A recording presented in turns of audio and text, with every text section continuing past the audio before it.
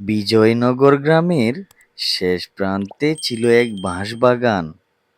দিনের বেলাতেও সেখানে খুব কম মানুষ যেত।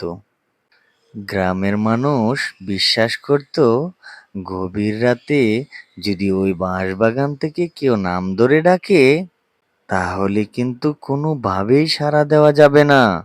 কারণ এটা কোনো মানুষের ডাক নয়, এটা নিশির ডাক। শোন সাদাত, তুই এই জঙ্গলের পাশ দিয়ে আসার সময় নাম ধরে ডাকলে কারো ডাকে সাড়া দিবি না। আরে দাদি, এটা সব কুসংস্কার। এসব আমি কিছুই বিশ্বাস করি না। এক বর্ষার রাতে সাদাতের বাসায় ফিরতে লেট হয়ে গেল। চারদিকে অন্ধকার ধেয়ে আসছে, আর বৃষ্টির পানিতে বাঁশপাতার শব্দ ভয়ঙ্কর লাগছে। ঠিক তখনই বাঁশবাগানের ভিতর থেকে কে জানি ডেকে উঠল। সাদাত। তখন সাদাত বলল, কিরে মিতু, তুই এখানে কিভাবে এলি? ঠিক তখনই সাদাদের তার দাদির কথা মনে পড়ে যায়।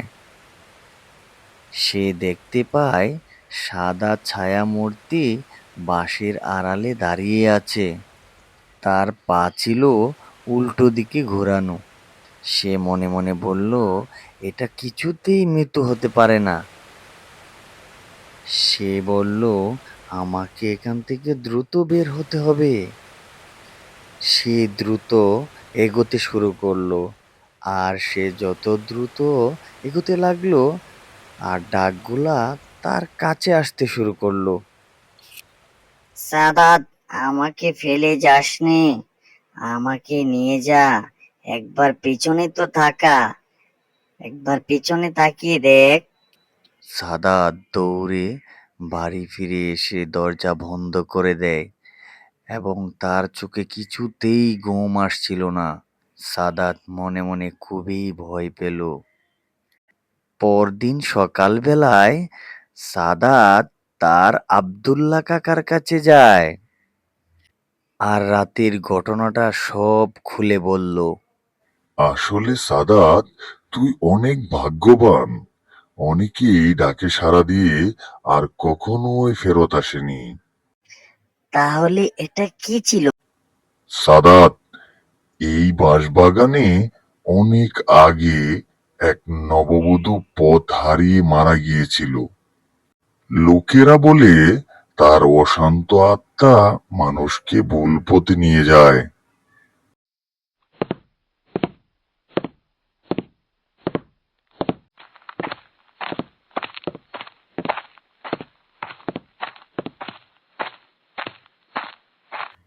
ঠিক পরের রাত ঘড়িতে যখন 12টা, তখন সাদাতের দরজায় কে যেন কড়া নাড়ল।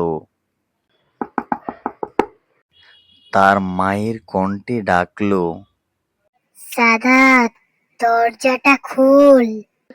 মা তো পাশের ঘরেই আছেন। শুনতে পারছিস না? দরজা খোল। সাদাত তার ডাকে কোনো সাড়া দিল না।